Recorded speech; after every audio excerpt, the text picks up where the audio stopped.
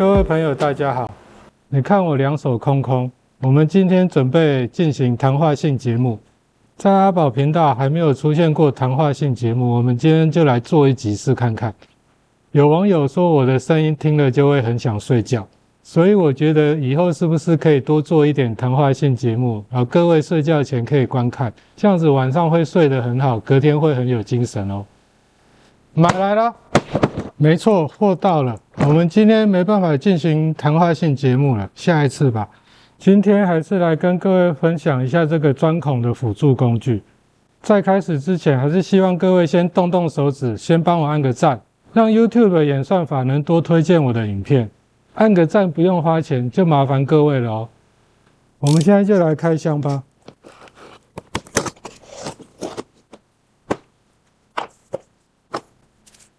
就是这些东西而已。这边盒子是一个钻尾的夹头，长得像这个样子，里面还附了一个这个工具。这边有2只把手，然后这边有一个这个环。这个泡棉里面就是这个辅助工具的本体跟基座。我们先来把这个夹头装上去，它这边是有螺纹的，这边有个洞，直接转上去就可以了。感觉这东西好像蛮容易生锈的，到时候要拆不下来。先在这个螺纹的这个地方先多上一点黄油，然后我们再来把这个夹头转上去，它是顺时针转紧的。刚刚这个白色盒子里面还有一颗这个螺丝，我们要把这个夹头的开口打开，这里面有个螺丝孔，要把这一根螺丝锁在这个里面。这个螺丝是反牙的，要逆时针锁紧。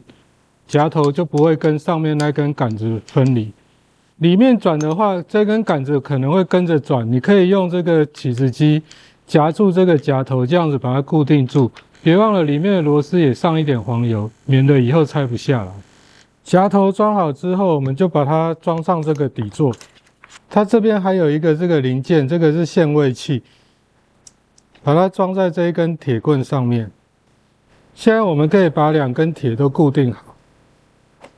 这样子我们就差不多组装完成了。上面这边它是圆柄的，就可以接一般的3用电钻，但是它不能接冲击起子机。我觉得这边应该可以设计6角柄那一种，让冲击起子机也可以使用。这边有一个设计，它说是限位器，到时候我们也可以来测试看看。它这一组另外有卖一个集成配件，集成配件的话可以直接接吸尘器。这边还有2只手柄。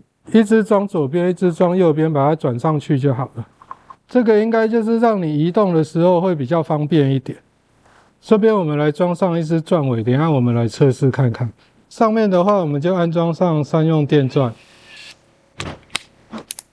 这样子看起来好像就 OK 了。我们现在就来试钻看看，好像是 OK 了。这样子钻出来的孔就会垂直，就不容易歪掉。我现在把限位器挪到这个上面这边，现在先压到要钻的深度，然后把这颗限位器锁紧。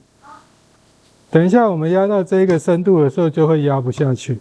放在上面有一个问题，就是有一边的弹簧就没有作用了。但是这样我觉得用起来好像也还 OK。来测试一下看看。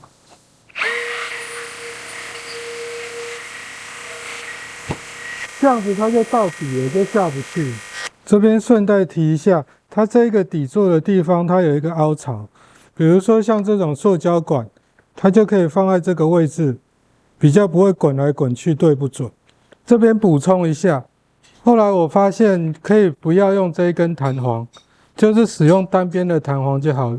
如果你要使用这个限位器的话，这样子就会比较好设定。今天这个垂直钻孔辅助工具就快速跟各位分享到这边。如果喜欢我的影片，记得帮我按个赞，然后分享我的影片哦。我们下次见，拜拜。